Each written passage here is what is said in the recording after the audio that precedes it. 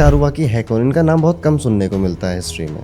कारुवाकी मतलब बहुत ज़्यादा सुंदर थी और दिमाग से भी वो बहुत ज़्यादा सुंदर थी। अशोक के कई डिसीजंस में उनका बहुत बड़ा हाथ रहता था और कोई भी अगर फैसला होता था तो अशोक हमेशा कारुवाकी से पूछते थे उस बारे में। तो आपका दिल टूटा कभी? हमारे देश में 80 to 90% लोगों के दिल टूटे ही हुए हैं। आपकी फेवरेट लव स्टोरी कौन सी है? मेरी फेवरेट लव स्टोरी अशोका।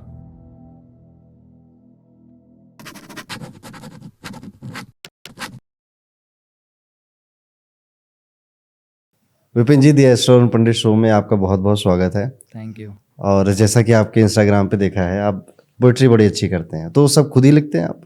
हाँ मतलब मैं खुद से ही मतलब जो भी लाइफ में चल रहा होता है हर एक इंसान की, तो वही चीज़ें बस बोल देता हूँ और लोगों को वो चीज़ें बहुत ज़्यादा अच्छी लगती है, रिलेट भी करते हैं लोग उस। तो आपका दिल टूटा कभी? नहीं, मेरा दिल तो कभी नहीं टूटा। लेकिन बस दिल मतलब मेरे को मेरी वीडियोस देखकर लोग सोचते हैं कि यार ये कितना परेशान है, ये बहुत ज़्यादा सैड रहता है, लेकिन मैं ऐसा नहीं हूँ। अपनी पर्सनल लाइफ में बहुत ज़्यादा खुश रहने वाला और हमेशा मस्ती मजाक में जीने वाला इंसान हूँ मैं तो। आमतौर पे देखा जाता है जिनके दिल टूटे होते हैं वो ज़्यादा अच्छा कलाकार बनते हैं। मतलब ऐसा मैंने सुना है, किसी को देखा नहीं है पर्सनली, ठीक है। नहीं, बट मेरा तो ऐसा एक्सपीरियंस नहीं है। मेरा ये है कि मैं जो फील करता हूँ, हम्म। मतलब मैं अपने दोस्त के लिए फील कर रहा हूँ या मैं अपनी वाइफ के लिए, अपनी फैमिली के लिए, मम्मी पापा के लिए, तो मैं वो चीज़ें बस बोलता हूँ और लोगों को अच्छी लगती है। जैसे आप मैंने आपके बारे में कुछ चीज़ें सोची कि आप जैसे एज अ फ्रेंड सोची, और मैंने उस चीज़ को बोला कि दोस्त ऐसा होना चाहिए, दुख में साथ हो और सुख में भले ही साथ ना हो लेकिन दुख में वो दोस्त साथ हो, वही सच्चा दोस्त होता है। हम्म। तो बस ये चीज़ है क्या, ये लाइन जैसे है ना, अगर ये अपन ने कहीं पे भी पोस्ट कर दी तो वो चीज़ें चल जाती, लोग रिलेट करते हैं ये दो लाइन से। तो जैसे मैं आपको एक आर्टिस्ट मानता हूँ, ठीक है। So as a artist, as an artist, जब आप कुछ लिख रहे होते हो या जब आप कुछ क्रिएट कर रहे होते हो तो हमें एक स्पेस चाहिए होता है माइंड में, वो खालीपन, हाँ या फिर वो अनुभव, वो एक्सपीरियंसेस चाहिए होते हैं जो हमारी लाइफ से रिलेटेड होते हैं। जैसे हम जाकिर खान या किसी का भी कॉमेडी देखें ना, बस्सी की कॉमेडी देखें, तो ये अपनी स्टोरी सुना रहे होते हैं लाइफ की, ठीक हाँ। है। तो ऐसे आपकी लाइफ की स्टोरी ज़्यादा रहती है आपके कंटेंट में, या फिर ये सब कुछ इमेजिनरी है? नहीं मतलब 80 to 90% तो खुद की लाइफ से ही रिलेट रहती है, बट 20% बनावटी रहती है कभी कभी, क्योंकि रोना भी नहीं आता तो विक्स लगा के भी इंसान आंसू बहा लेता है, तो वैसा भी चलता है वीडियोस में। बाकी लेकिन कभी कभी 80% बहुत सारी चीज़ें मेरी लाइफ में ऐसी होती है कि जो रियल होती हैं, ओके। क्योंकि हर कोई अपनी लाइफ में कहीं ना कहीं बहुत ज़्यादा परेशान होता है, कभी सैड भी होता है, कभी खुश भी होता है। तो मैं भी जब भी वीडियोस बनाने जाता हूँ मैं हमेशा अकेले ही वीडियो बनाता हूँ, क्योंकि मेरा खुद का स्टूडियो ऊपर, तो पर्सनली स्पेस है, तो बस वहाँ पे जाके अकेले, और कोई नहीं चाहिए मुझे। अपने फ़ोन से कनेक्ट किया कैमरे को, वो खुद ऑपरेट करना, खुद ही रिकॉर्ड करना, खुद एडिट करना, तो ये चीज़ है। तो वहाँ पे मैं जब वीडियोस बनाने बैठता हूँ ना, तो मैं जो चीज़ें फील कर रहा होता हूँ तो मैं वो बना देता हूँ।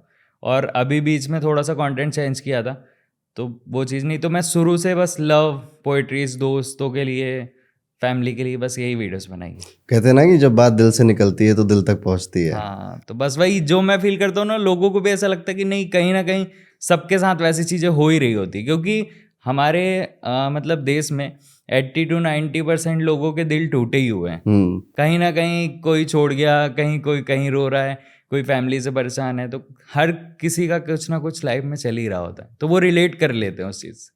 अब जब दिल की बात चल रही है, प्यार मोहब्बत की बातें चल रही हैं, तो अगर आपसे पूछूं मैं कि आपकी फेवरेट लव स्टोरी कौन सी है?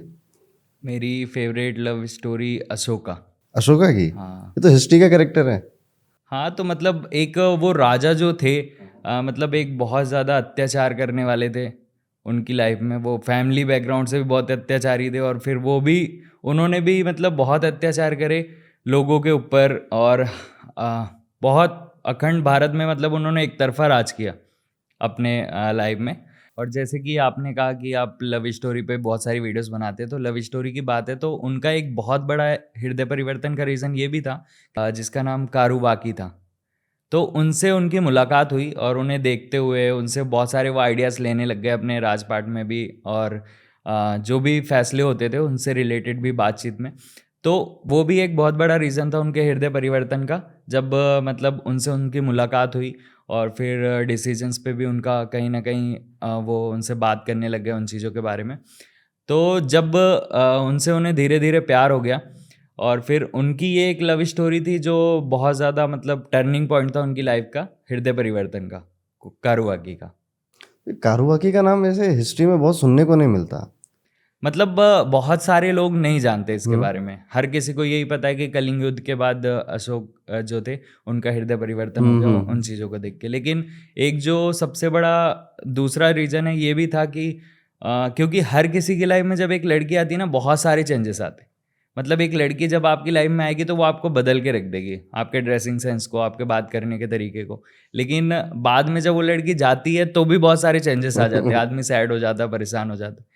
तो उसी तरीके की लाइफ होती कि जब कारुवाकी आई अशोक सम्राट की लाइफ में, तो उन्हें जब उनसे प्यार हो गया तो एक मतलब वो बहुत अत्याचारी राजा थे, और एक जैसे आजकल की लाइफ में अभी के टाइम पे हाँ बहुत सारे डॉन होते हैं, बहुत सारी चीज़ें होती हैं, लेकिन जब उनकी लाइफ में एक लड़की आती है तो वो कितना भी बड़ा डॉन हो एक नॉर्मल इंसान बन जाता है लड़की के सामने, अगर उससे उसे सच में प्यार है तो। मुन्ना भाई का गाना नहीं है वो, ओ हाँ, अपने मोहल्ले में रेखाई। वही, क्योंकि सच में अगर आपको किसी लड़की से प्यार होगा ना तो आप उसके लिए अपने आप को बदलोगे। मतलब बात करने का तरीका, उसकी रिस्पेक्ट, हर चीज़। मतलब भले ही आप दूसरी लड़कियों की इज्जत ना करो, लेकिन जिससे आप प्यार करते हो उसकी इज्जत करोगे, तो वो चीज़ें होती है, लड़की बदल देती है लाइफ को। तो जब वो कारुवाकी आई अशोका की लाइफ में तो उन्होंने बहुत सारी चीज़ें बदल दी उनकी लाइफ में, और फिर वो भी एक बहुत बड़ा टर्निंग पॉइंट था उनका हृदय परिवर्तन। जैसे आजकल मेरा ना कलर्स वालों के साथ थोड़े बहुत काम चल रहे हैं, कलर्स टीवी के साथ। तो जब आप ये कारुवाकी का नाम ले रहे हो तो एक बहुत अच्छा शो आ रहा है कलर्स पे, नाम है उसका प्रचंड अशोक। और बड़ा अच्छा लगता है कि जब ऐसे टीवी सीरीज़ में हमारे हिस्ट्री के पार्ट्स उठाए जाते हैं और उन पे स्टोरी बनाई जाती है। सो ये 6 फरवरी को आ रहा है, ठीक है, प्रचंड अशोक, मंडे से फ्राइडे रात को 10 बजे, ठीक है। और इसमें ना यही है, कारुवाकी का जो रोल आप बता रहे हो, अशोका और कारुवाकी का सारा रोल इसमें समझाया गया, बताया गया है। काफ़ी अच्छा होने वाला है ये शो। अब जैसे आप कारुवाकी का नाम ले रहे हो, पर जहाँ तक मुझे पता है कि अशोका की सिर्फ एक ही लव स्टोरी नहीं थी, उनकी शादियाँ शायद और हुई थी। कारुवाकी के बाद भी उनकी 3 शादियां हुई थी। तो ये क्या, जैसे हम ताजमहल में कहते हैं कि प्रेम की पहचान है, ठीक है, जबकि असल में तो राम सेतु है प्रेम की पहचान। हाँ, अब ताजमहल में ऐसा है कि मुमताज़ के लिए बनाया गया, पर उनकी उसके अलावा भी कई शादियाँ मुमताज के थी, बाद भी बहुत ठीक? सारी शादियां। शादियाँ थी। अब ऐसे अशोक की भी बहुत शादियाँ थी, और हमारे पुराने कल्चर में ऐसा भी रहा है कि राजा कई सारी शादियाँ करते थे, ठीक है। मतलब होता क्या है कि हमेशा इंसान उन चीज़ों को याद रखता है जो आपकी लाइफ में बहुत सारे चेंजेस लाए। क्योंकि चीज़ें तो बहुत सारी होती है, आप दिन भर में बहुत कुछ खाते हो, आप अपनी पूरी लाइफ में बहुत सारी जगह एक्सप्लोर करते हो, बहुत सारे लोगों से मिलते हो, लेकिन कुछ ही लोग होते हैं जो ऐसे जो आपको याद रह जाते हैं। जैसे आप कहीं ट्रैवल करोगे तो आपको बहुत सारे लोग मिलते हैं, भीड़ होती है दुनिया में, लेकिन एक दो लोग ऐसे होते हैं जो हमें बहुत ज़्यादा याद रखे जाते हो। तो उसी तरीके से ये होता है कि लाइफ, किसी भी इंसान की लाइफ होती है ना, तो उसमें होते बहुत सारे लोग हैं, लेकिन एक दो लोग ऐसे होते हैं जो उनकी लाइफ में उन्होंने बहुत ज़्यादा इफेक्ट डाला है, और हम लोग भी इतिहास में उन्हीं लोगों को पढ़ते हैं, जानते हैं। अब जैसे हमारे रामायण में राम जी थे, हनुमान जी थे, सीता जी थी, लक्ष्मण जी थे, और बहुत सारे लोग थे, लेकिन उसमें युद्ध में भी कई लोगों ने अपना अपना योगदान दिया था, लेकिन हम कुछ ही कैरेक्टर्स हैं जिन्हें जानते हैं। तो उसी तरीके से जो लाइफ में आपकी चेंजेस लाता है हम उन्हीं के बारे में जान पाते हैं, बाकी तो सब गेहूं के साथ घुन पिसाने वाली बात होती है, खत्म हो जाती है। तो विपिन जी, आप थोड़ी देर पहले ऐसे कह रहे थे ना कि एक लड़की जब किसी के जीवन में आती है तो बहुत कुछ बदल देती है, जब जाती है तो भी बहुत कुछ बदल देती है। सो कारुवाकी, इसमें मुझे बड़ा फैसिनेटिंग लग रहा है ये कैरेक्टर, पहली बार मैं सुन रहा हूँ इसके बारे में। तो इन्होंने अशोक को कैसे बदला, या कारुवाकी कौन थी बेसिकली, इनका नेचर क्या था, या इन्होंने किस तरह से अशोक के साथ काम किया? क्योंकि हम अशोक के बारे में बहुत सुनते हैं, अखंड भारत, अखंड साम्राज्य, ये सब अशोक ने क्रिएट किया, बनाना चाहा, कलिंग के बाद उनका हृदय परिवर्तन हुआ, पर हु इज कारुवाकी? कलिंग में ही रहने वाली लड़की थी कारुवाकी। उनसे जब उन्हें प्यार हुआ, मिलने लगे, वो बातें होने लगी, तो बाद में उन्होंने उनसे विवाह किया, अपने राज्य गए, राज्य में उन्होंने उन्हें एक रानी की तरह ट्रीट किया, रिस्पेक्ट दी, इज्जत दी, जो एक रानी को मिलती है सेम वो उस तरीके की। और कारुवाकी मतलब बहुत ज़्यादा सुंदर थी, और दिमाग से भी वो बहुत ज़्यादा सुंदर थी। अशोक के कई डिसीजंस में उनका बहुत बड़ा हाथ रहता था, और कोई भी अगर फैसला होता था तो अशोक हमेशा कारुवाकी से पूछते थे उस बारे में, और वो उन्हें बहुत ज़्यादा काम भी आता था। फैसला जब लेते थे तो सही चीज़ें होती थी। और हमेशा आप जब किसी इंसान से प्यार करते हो तो आप यही चाहते हो कि आप उसके हमेशा सही में गलत में जो भी चीज़ हो, वो कुछ भी करें, आप हमेशा उनके साथ खड़े रहो, ये चीज़ है। तो वो हमेशा उनके साथ खड़ी रहती थी हर एक सिचुएशन में, क्योंकि वो एक इतने अत्याचारी राजा के बाद एक नॉर्मल इंसान बन गए थे। तो उन्होंने उन्हें उस रूप में भी एक्सेप्ट किया। जब उन्होंने बौद्ध धर्म अपना लिया था कलिंग युद्ध के बाद, तो भी उन्होंने एक्सेप्ट किया और उनके साथ खड़ी रही। तो ये चीज़ थी। काफी फैसिनेटिंग है, मतलब एक अत्याचारी राजा हाँ, जिसने ऐसे लाखों करोड़ों के खून बहाए हैं। मतलब अखंड भारत में उन्होंने राज किया था, पाकिस्तान, अफगानिस्तान हम्म। और बहुत सारे अखंड भारत जो होता है, हाँ, हमारे मैप में, उसमें पूरे में उन्होंने राज किया था युद्ध में, और बहुत सारे लोगों की जान ली थी। और अत्याचारी तो वो मतलब बहुत ज़्यादा थे। अब ऐसी लव स्टोरीज अच्छी लगती हैं जिसमें एक मतलब ऐसे डेविल साइड ऑफ किंग है, उसके बाद उसे एक रानी मिल रही है, फिर उसकी वो लाइफ चेंज कर रही है। और शायद यही कलर्स वाले भी कर रहे हैं प्रचंड अशोक के शो के साथ।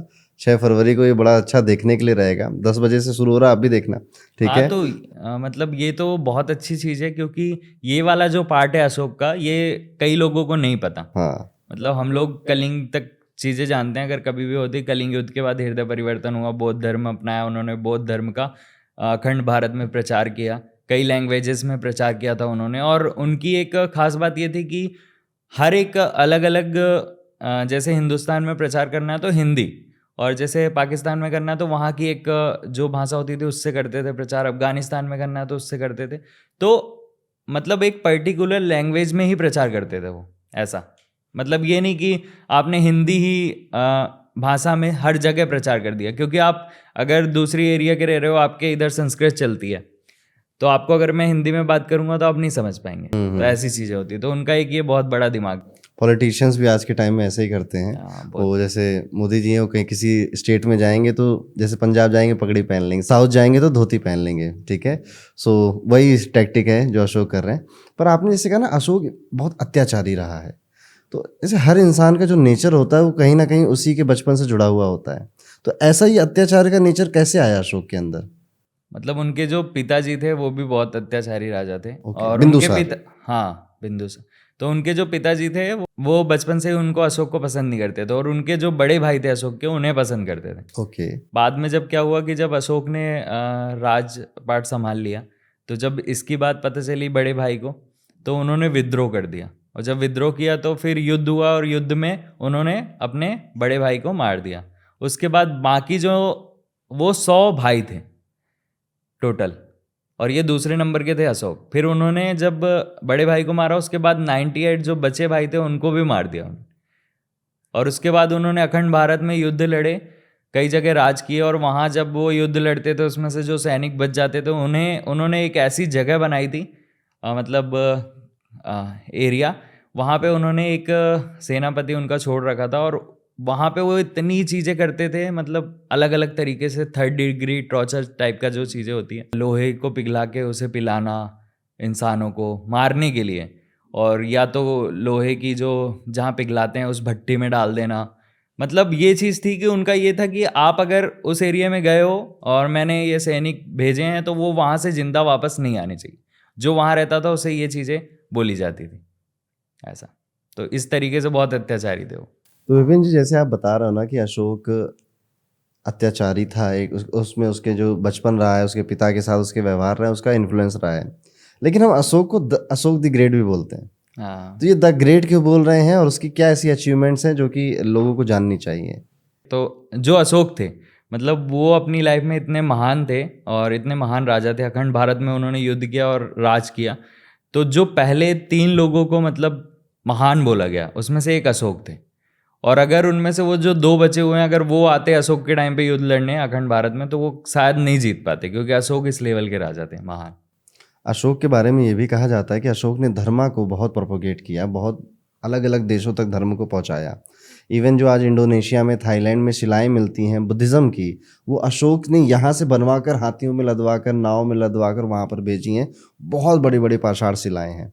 तो अशोक ने धर्म के लिए भी बहुत काम किया, और ख़ास तौर पर बुद्धिज़्म को अशोक ने बहुत प्रोपोगेट किया, इंडिया के और इंडिया के बाहर भी। एक बात है भारतवर्ष को लेकर कि आज तक कोई राजा नहीं हुआ ऐसा जिसने पूरे भारत पे राज किया हो। कुछ ना कुछ छूट ही जाता है। कोई नॉर्थ इंडिया करता है तो साउथ छूट जाता है, कोई साउथ करता है तो नॉर्थ छूट जाता है। इवन टिल डेट आज भी जो पॉलिटिकल पार्टीज़ हैं, कोई भी पॉलिटिकल पार्टी ऐसी आज तक नहीं रही है जिसने पूरे इंडिया में पूरा रूल किया हो या हर जगह उसके सीएम रहे हों, चीफ मिनिस्टर रहे हों। तो भारत की एक खास बात यह है कि इस पर कभी कोई पूरी तरह से रूल नहीं कर पाए। इवन अंग्रेज भी आए, सब लोग आए, अशोक रहे, चंद्रगुप्त रहे, कभी भी पूरी तरह से इस पे रूल करने वाला कोई नहीं बना है। ठीक है, कोई ना कोई पार्ट हमेशा ही छूट जाता है। हम अशोका की बात कर रहे हैं, हम कारुवाकी की बात कर रहे हैं। अब मुझे समझ में आ रहा है कि कलर्स टीवी पर ये प्रचंड अशोक नाम का जो सीरियल है ये क्यों आ रहा है, क्योंकि स्टोरी सच में बड़ी फैसिनेटिंग है।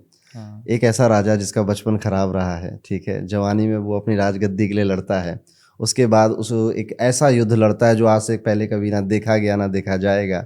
वहाँ पे उसे एक राजकुमारी मिलती है कारुवाकी, उससे उसको प्रेम होता है और उसके बाद उसकी आगे की हृदय परिवर्तन की स्टोरी चलती है।